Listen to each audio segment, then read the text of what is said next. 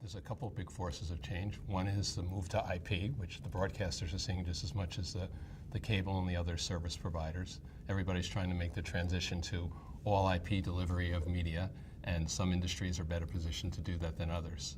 The broadcasters are starting probably more from scratch than some of the other folks, but cable operators are going through a lot of the same transition, trying to figure out the best way to get to all IP delivery, because it's a messy, involved process.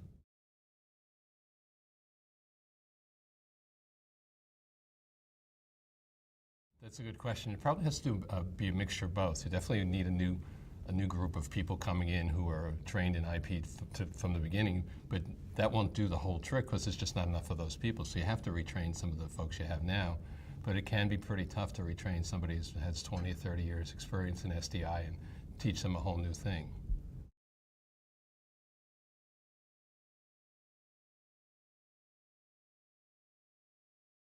On the cable side, people are excited about some of the new next-gen architectures that they're looking at that will allow cable operators to provide a faster broadband speeds, provide more innovative video services, compete better with the OTT video players or incorporate OTT video into their video offerings, and basically find ways to streamline their operations and do things cheaper and more effectively.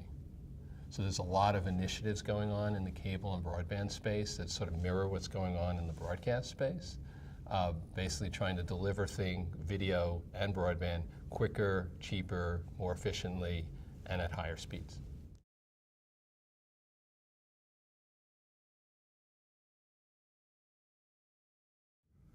Oh, there's all sorts of obstacles. There's technical obstacles, there's training obstacles, there's financial obstacles, operational, competitive obstacles. But everybody, the common element, like I mentioned earlier, is everybody wants to get to IP. So everybody's working, each industry is working at it at its own pace and in its own way, but they're all going to get to the same point where they're all delivering all media over IP technology rather than over the air technology, or in cable space over QAM technology or things like that.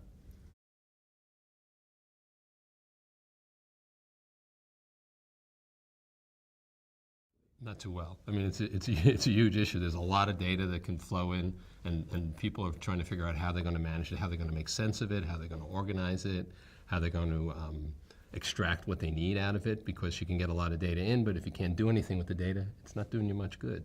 So another problem is that a lot of the data comes in, but it goes into different silos, and the silos don't mix, so you can't pull out the data that you need from one place and use it in another place.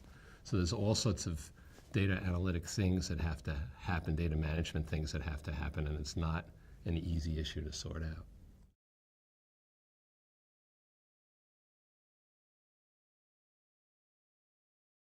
Right. I don't know enough about the specific tools to say which are going to be the winners and which are going to be the losers, but there's so much pressure to produce these tools, and vendors are working on it, so there will be tools. It's just a question of how long it's going to take, which are going to be the best tools, and how much it's going to cost, because it's going to cost a lot of money.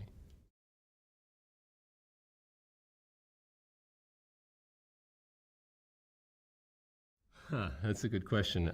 They probably go about it by doing, I know in the cable case, they go about it by very incrementally. So they do a little bit and see whether they can make money on it, and do a little bit more and see whether they can make it. So they move cautiously, hopefully methodically, and work their way there, but it's a messy transition. You don't just throw out everything you have now and adopt something new. So the monetization angle means that they're going to have to go slowly and figure out each step of the way how they can pay for it.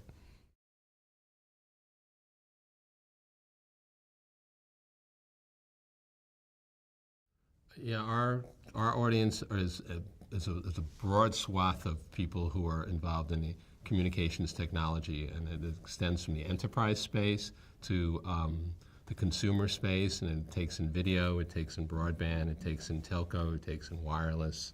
So it's a lot of engineers, but it's also a lot of business strategists and marketers, and it's a pretty big audience.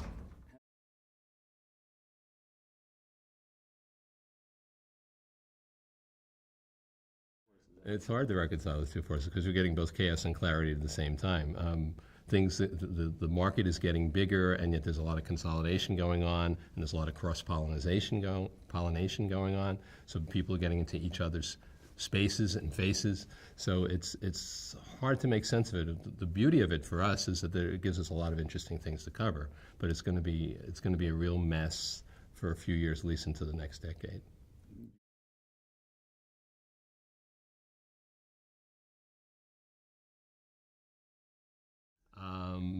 Yeah, I guess it's both the beauty and the difficulty the challenge at the same time. But it does keep our readers coming back for more because there's so much to write about, so much to cover, so much to delve into. There's such an abundance of hot topics and interesting issues to get into. And then it raises besides the technology issues and the operational issues, the financial issues, it raises a lot of policy issues, it raises regulatory issues, all sorts of things. That's what keeps it interesting.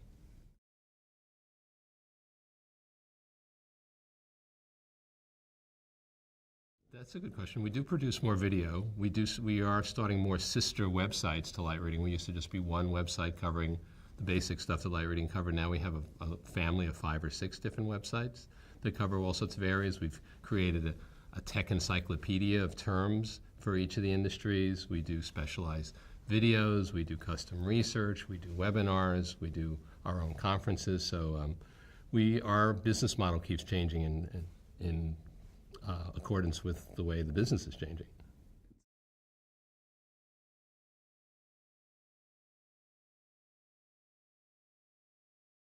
We're so different than where we were the company's almost 20 years old, and we're so different from where we were when we started, and we're so different from when I joined 11 years ago, and so different from when I switched positions within the company 4 years ago.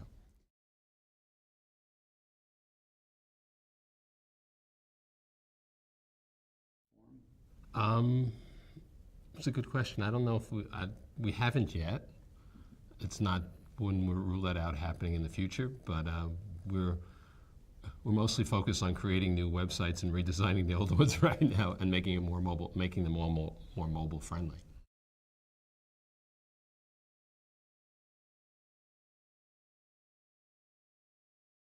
I guess one thing I mentioned it briefly is that we're getting much more into the enterprise space because before we've been focusing on businesses going after consumers, but now we're focusing on what the enterprises are doing because everything is coming together. And for instance, with video technology, enterprises are using the same kind of video technology that service providers are using.